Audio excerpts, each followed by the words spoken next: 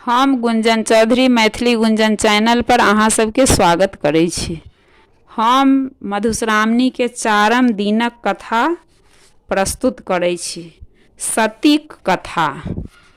ईश्वर सृष्टि करबा काल इच्छा से पहिने विष्णु तखन महादेव आ अंत में ब्रह्मा का रूप से अवतार लेलन। ब्रह्मा के सृष्टि करबा क भार भेटल। तपस्या बल सँ ओ अपन शरीर सँ देवता ऋषि मुनि मुँह सँ शतरूपा नामक स्त्री सहित स्वयं भूप मनु दहिना आँखि सँ अत्रि कान सँ मरीचि आ दहिना पाँजर सँ दक्ष प्रजापति जन्म लेलनि। अब ब्रह्मा का संतानों पर सृष्टि करय लगलाह। मरीचिक बेटा कश्यप भेलाह आ अत्रिक पुत्र चंद्रमा। मनु के दू बेटा प्रियव्रत आ उत्तानपाद, तीन बेटी आकृति, देवहूति आ प्रसूति भेलखिन।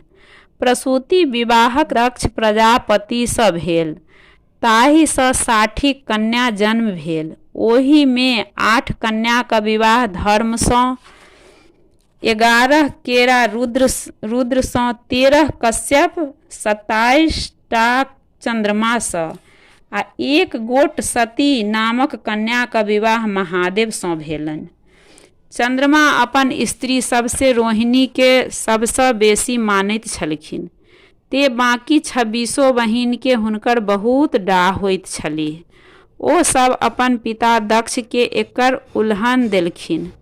दक्ष आसन जमाय चंद्रमा के बुझेबाक चेष्टा कयलनि, किंतु ओ निष्फल भऽ गेल। दक्ष क्रोध सँ हुनका श्राप दऽ देलखिन, अहाँ के क्षय रोग भय जायत आ संपूर्ण शरीर गली जायत।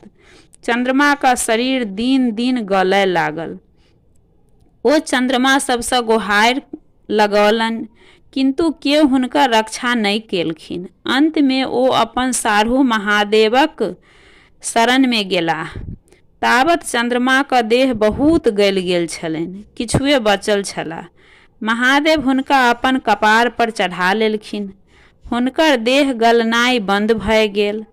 तखन दक्ष के एकर पता लागि गेल तऽ ओ दौड़ल महादेव लग गेलाह आ हुनका चंद्रमा के अपन माथ पर सँ उतारी देबऽ लेल कहलखिन। महादेव ई बात अस्वीकार कऽ देलनि। ओ अपन शरणागतक तिरस्कार नहि कऽ सकैत छथि। दक्ष प्रजापति तहिए से अपन जमाय महादेव सँ असौजनक कऽ लेलखिन। दक्ष अपना तामस के देखबै लेल एक पैघ यज्ञ आयोजन केलखिन। ओहि में सब देवता आ मुनि के न्योत देलखिन, किंतु महादेवक छोड़ि देलखिन। यज्ञ प्रारंभ भेल। लोक सब देवता लेल उम्हर जाय लागलाह। देवतागण अपन विमान सँ चललाह। सबके अपन नैहर दिस जाइत देखि सती महादेव के ओकर कारण पुछलखिन। सती जखन बुझलखिन जे हुनके नैहर में एतेक पैघ यज्ञ भऽ रहल अछि तऽ ओ महादेव सँ बिना न्योते ओतय जाय लेल जिद ठानि देलखिन। अंत में महादेव हुनका अपन सेवक वीरभद्र संग नैहर पठा देलखिन। सती जखन अपन पिताक यज्ञ स्थली में पहुँचलीह तऽ केओ हुनका बैसहु तक लेल नहि कहलखिन। सब हिनका दिस ताकि ताकि कनफुसकी करय लागल। अंत में जखन सती सब देखैत देखैत आ महादेवक निंदा सुनैत सुनैत असहाय भऽ गेलीह, तखन सती धधकैत यज्ञ कुंड में कूदि आत्मदाह कऽ लेलनि। स्वाभाविक छल जे हुनकर संग वीरभद्र ओतय भारी उत्पात मचबय लागल। दक्ष गर्दन काटि लेलक, यज्ञ मंडल के तहस नहस कऽ देलक। देवता आ मुनि गण के मारि भगौलक। महादेव के जखन पता लागल तऽ ओहो ओतय पहुँचि गेलाह। हुनका क्रोध में देखि देवता सब कल जोड़ी क्षमा प्रार्थी भेलाह। ओ सब कहलखिन जे अहाँ के अपमानित करबाक दंड दक्ष पाबि गेलाह आब यदि यज्ञ संपन्न नहीं होतै तऽ संसार अनिष्ट भय जायत आ बिना यजमानक जीने यज्ञ कोना होतै। तें हेतु आब कहुना हुनका जियाउ। अंत में औढ़र दानी महादेव पसीझ गेलाह आ यज्ञ में बान्हल बकरीक मूड़ी काटि दक्षक धड़ पर बैसा देलनि। ओ पुनः जीवित भऽ बों बों करय लागलाह। महादेव हुनकर नौ बोली बड़ प्रिय लागल। तहिए से लोग महादेवक पूजा अंत में भ्रूप बम बम महादेव करैत छथिन। दक्ष यज्ञ समाप्ति भेला किंतु महादेव तबाह भय गेलाह। ओ सतीक सब के अपन कान्ह पर लेने जाइत अपन कान्ह पर लेने जतय ततय बौआए लगलाह। विष्णु भगवान के ई स्थिति जखन नहीं सहल भेलनि तखन ओ अपन चक्र से सतीक सब के काटि काटि खसबय लगलाह। सतीक अंग सब जतय ततय भूमि पर खसल से सब सिद्ध पीठ भय गेल।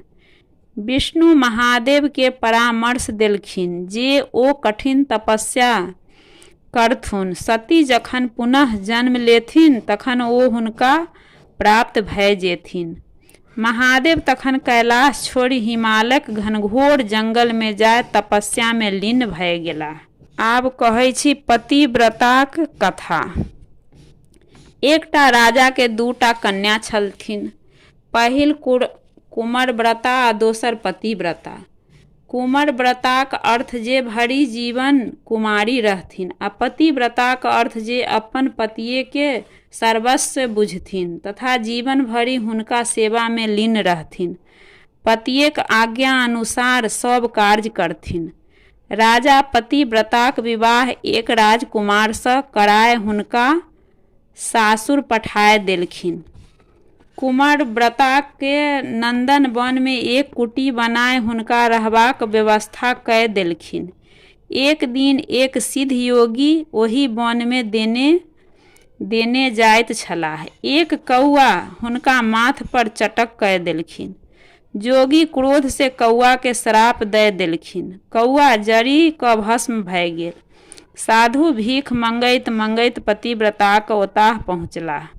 पतिव्रता कहलखिन, नंदन वन में आगि लागि गेल छैक। ओही वन में हमर बहिनीक कुटी छै। ओकरा बचाय क आउ, ताबत हम तुलसी के बेर दैत छी, तखन भीख देब। साधु हुनका डेरौलखिन, हमरा जँ शीघ्र भिक्षा नहि देब तऽ श्राप दय देब। ताहि सँ पतिव्रता कहलखिन, हम कौआ नहि छी जे अहाँ के श्राप से भस्म भय जायब। ई सुनी साधु अबाक भय गेलाह जे ई स्त्री तऽ हमरो से बेसी सिद्ध अछि। बाबाजी तुरंत नंदन वन गेलाह। ओतय ओ देखलखिन जे समस्त वन में आगि लागल छैक, खाली कुमरव्रताक कुटी पतिव्रताक प्रभुत्व सँ बाँचल छैक। बाबाजी जखन कुमरव्रताक सँ कहलखिन, अहाँ भरि जन्म कुमारी रहि क तपस्या केलहुँ किंतु अपन कुटी के नहीं बचा सकलहुँ। अहाँक कुटी पतिव्रताक प्रभाव से बाँचल छै। तें ई सिद्ध भेल जे कुमरव्रता सँ पतिव्रता पैघ होइत अछि। ई सुनी कुमरव्रता निश्चय केलखिन जे ओहो विवाह कय पतिव्रता बनि जेथिन। भोर भेला पर जाहि पुरुषक दर्शन हुनका सबसे पहिने हेतनि तिनके सँ विवाह कय लेती। भोर भेला पर हुनका प्रथम नजरि एक कुष्ठ कोढ़ी रोगी पर पड़ल। ओकर शरीर कुष्ठ सँ गलल जाइत छलैक। तैयो ओ निश्चय अनुसार ओकरहि अपन स्वामी बना लेलखिन। ओकरा अपन कुटी में आनि ओकर सेवा करय लगलीह। दिन राति स्वामीक सेवा करथिन किंतु स्वामीक रोग बढ़ने जाइन। अंत में एक दिन हुनकर पति कहि देलखिन जे आब हम बेसी दिन नहीं जीब, तऽ हमर तीर्थ कराय दिअ।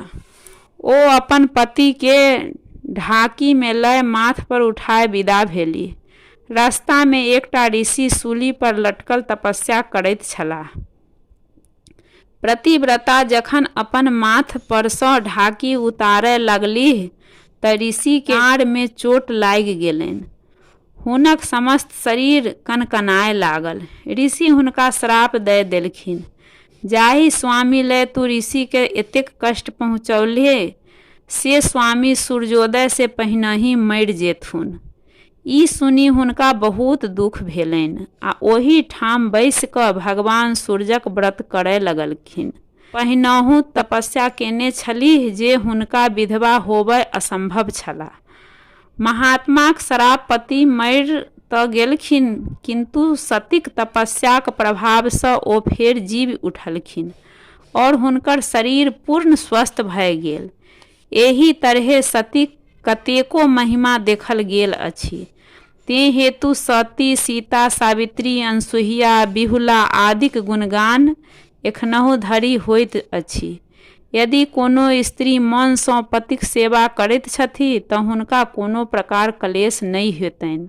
ओ सती, सीता, सावित्री जकाँ अमर बनि जेथिन।